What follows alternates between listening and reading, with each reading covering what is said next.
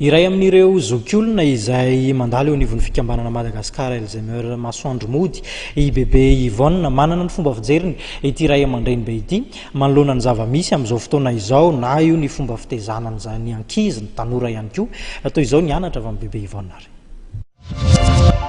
Faly tokoa zahay, faly ny fonay satria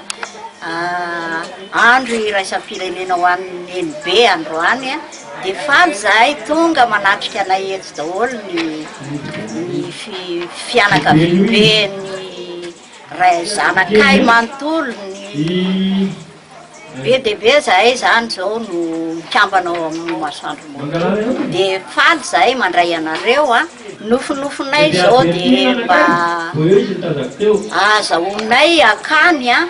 itoeranay zokiolona mba ipetrahan'ny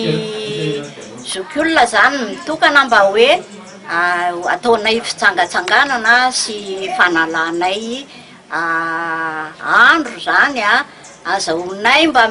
miaina elaela velona kokoa eto amin'ity tany fandalovana ity. Dia noho izao fetiny reny be zao dia ny afatra mba ataonay zokiolona ray aman-dreninareo dia mba andray anay ohatran'ireny fandraisanareo anay ray aman-dreny reny fa tsy atositosy botanana akory izahay satria tsy nahitanareo ane zahay raha tsy zay ray aman-dreny ohatr'izao tsy nahitanay nareo raha tsy teo zahay ray aman-dreny tsy nahitanareo taranaka fara-manimby ka noho izany zay no mahatonga anay hanafatra anareo ankizy mba hajaora ankizy ny ray aman-dreny satria fantatrareo fa reny eny ny loharanony sehoany reny nipoiranareo ankizy toy izao ka mba